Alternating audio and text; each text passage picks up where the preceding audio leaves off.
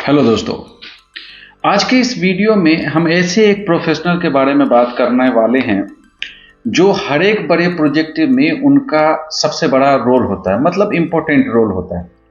तो हम बात करने वाले हैं डॉक्यूमेंट कंट्रोलर के बारे में।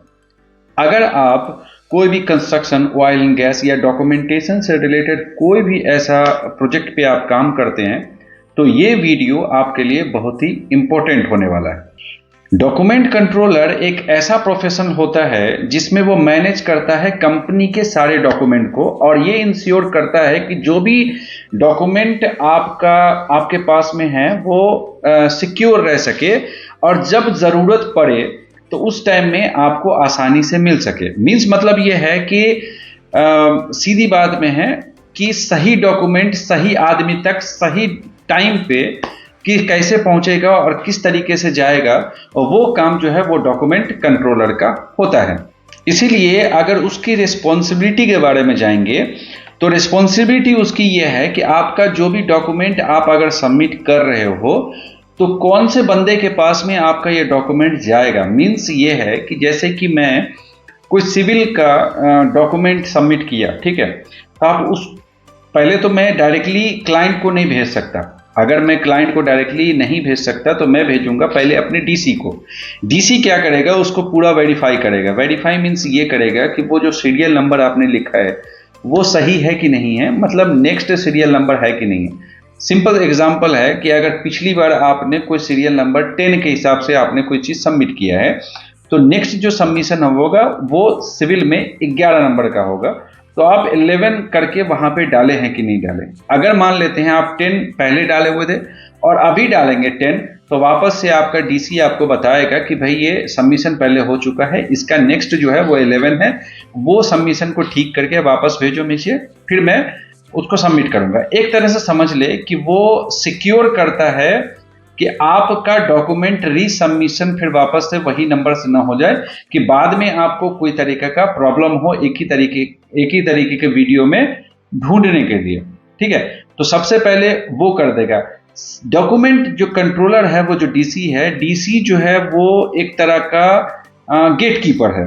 ठीक है, कि कोई भी सबमिशन क्लाइंट के पास जाने से पहले वो पूरी तरीके से डॉक्यूमेंट को वेरीफाई करेगा, रिव्यू करेगा कि कौन सी चीज किसके पास में। अब सिंपल सी बात है कि सिविल को भेज रहा हूं तो सिविल के क्लाइंट के पास ही जाना चाहिए, तो इस तरीके से वो सबमिट करेगा और इस तरीके से वो मैनेज करेगा कि वो डॉक्यूमेंट जब मैं क्योंकि एक प्रोजेक्ट में इलेक्ट्रिकल, सिविल, मैकेनिकल हर एक का क्लाइंट जो है उसमें ऐड होते हैं, तो ऐसा ना सबमिट कर दे कि किसी को भी जो है ना सीधा चले जाए सो। ठीक है, तो इसीलिए अगर वो बंदा सबमिट कर रहा है सिविल के लिए तो सिविल के क्लाइंट के पास में ही रिव्यू के लिए जाना चाहिए।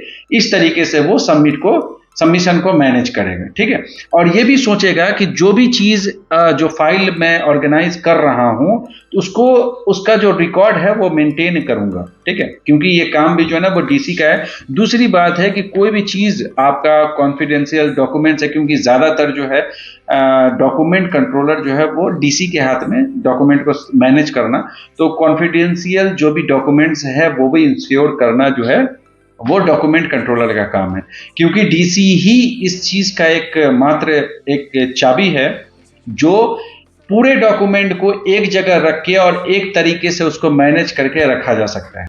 अब अगर बात करते हैं कि डॉक्यूमेंट कंट्रोलर बनने के लिए कौन सा कोर्स की जरूरत पड़ती है। मीन्स ये है कि बहुत सारे लोग ये पूछेंगे कि डॉक्यूमेंट कंट्रोलर जब बनना है या करना है इसका कोर्स तो फिर कैसे होगा।